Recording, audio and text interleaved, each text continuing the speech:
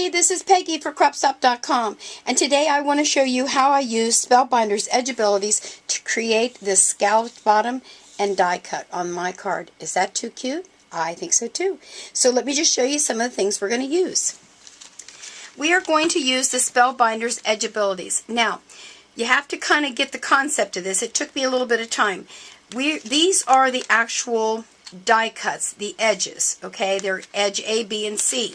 So you're going to get 3 in that set, 3 different edges, and I'll explain that a little more. And then you're going to get another set, and these are going to be called the inserts. Inserts A, B, and C. So obviously these will go with these. But what's really cool is that all of your die cuts in this particular grouping of Edgeabilities are interchangeable. So even though I only got 3 here and I can change them around so many different ways, if you got more of the insides or the edges, you can mix and match. Does that kind of make sense? I hope so. Anyway, let me show you some of the cards that I made that turned out, I think, cute. I already showed you that one. Check out this one. This is the heart border edge here. Okay. And this, I used just the die cut and got the little points on the side here just for something different, just to show you don't always have to die cut and emboss using both pieces. And this one I thought it was kind of a mistake, to be quite honest with you. I did this and I thought, oh, that's not really what I wanted to do. But I went ahead and I embossed. I'm not sure if you can see that right there's the embossing part. And I thought, you know what? I'm not going to throw this away. Did some funky stamping on there. Got my little guys on there. I love that stamp. Stampers Anonymous. Stampers Anonymous? I think that's what it's called. Anyway, I don't care. They're Tim Holtz things. Anyway, so I just thought, why not have a weird edge? So there you are. And we are going to cut these using the Cuddle Bug. You can use any of your die cut machines, and if you look on the inside folder, let's see if I can get that open for you real quick. It will give you the instructions. You're not going to be able to read these on the internet there, or with my video, but all of the different sandwiches that you're going to need for your different machines. Spellbinders, the Wizard, and they've got for the Grand Caliber, and the Cuddle Bug, and for your Big Kick or your Big Shot. It's all right there, so you don't have to memorize anything. Alright, let me clean some things off and get set up and show you how easy this is to do. Now the first thing you want to do is to go ahead and cut your A2 size card. I'm going to use my Score Buddy and go ahead and score it. And if you haven't used one of these before, it's a great little tool. There's a little asterisk right there. And that's going to be the center of my A2 card. Use your bone folder, come right down that little spot. You want to do what they call mountain in, so I fold it over. I always stick mine back in there to make sure that I get a good, sometimes you could, if you fold it by hand, you might get it a little crooked, so I get it good and square that way. So there you are. So, Score Buddy, great little tool, fits on your desk, really nice. Now I have to stand up for this because I do. So here's what you do. You're going to take an A plate and a B plate and a C plate first. Now, I don't know if you can tell or not, I cut a couple times into my C plate. I don't want to do that because C plates are kind of hard to come by, so I switched it around. They tell you to use a C plate on the bottom, but you know me, I do my own thing. So here's my card front.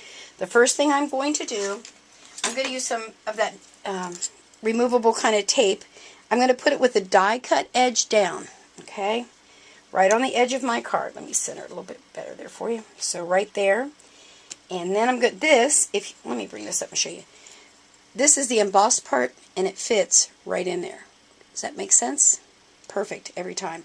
Your other ones will work there too. If you brought in the heart one, you see they've spaced them so they fit perfectly. So you could do the hearts with a scalloped, which is what, start for the arm, that's what I did here.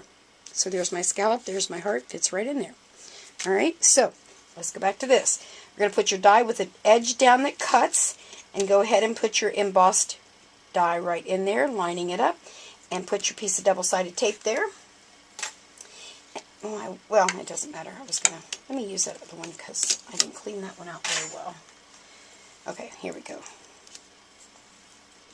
Alright, I wanted to show you the scallops, and that one I didn't clean all the little holes out yet. Okay, so there we're lined up pretty good, and we're going to taper down. Now, you want to bring the back of your card over on top, like so.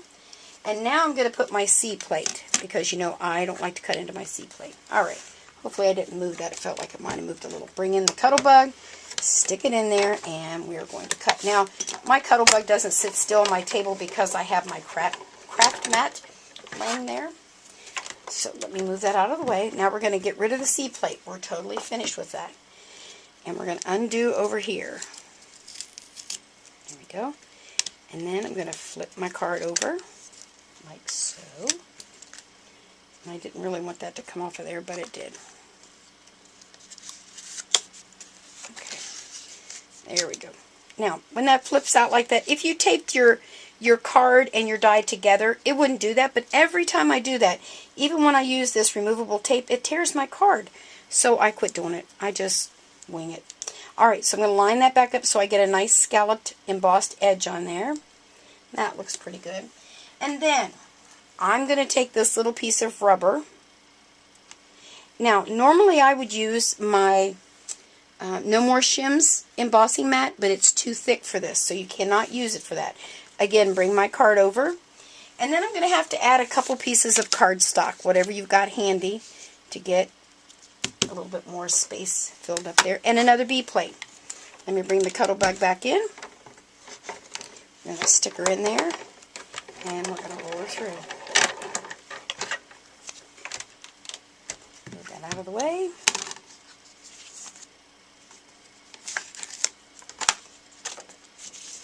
And we're going to pour a little hunk of tape off of there. I think we are. Now, I hold my die and pull very gently to get it started, my card out.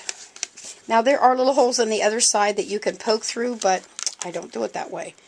You can, but I kind of give a good little, and I kind of pull away and pull up at the same time, if that makes sense. Alright, there you go. And voila. Now let me put something under there so you can see it a little nicer. Check that out. Is that beautiful? Oh my gosh. I'm telling you, when I first got this, I'm always real honest with you all.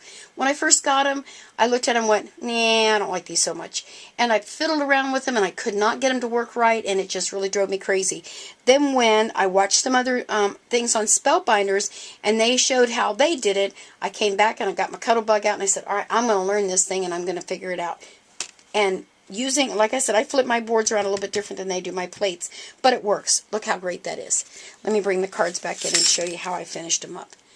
See, little hearts, you could do this for Valentine's, you could use the hearts, you could do it for anniversary, and then this one, I love black and white cards, and I thought that just turned out beautifully. So there you are. It's just an easy way to use your Edgeabilities. And again, let me remind you, there are inserts, and here's the third one that you get. It's real cute little, I don't know, diamond shapes and ovals. It's really cute. So with that one, you're going to get 3, like that. Now, and then in the other set, which are called your edges, you also get 3. So if you interchange these, somebody do the math and email me. You could do this one 3 times, that one like 9 times. Is that right? And this one, anyway, I don't know. But you can mix and match and get a bunch of them. How's that sound? Alright, well, you make sure to jump over there to cropstop.com and get yourself some of these. I'm telling you, it's endless what you can do once you start getting a few of them and just switching them back and forth, and, well, they're just great. And make sure to tell them now, Peggy sent you. See you later. Bye.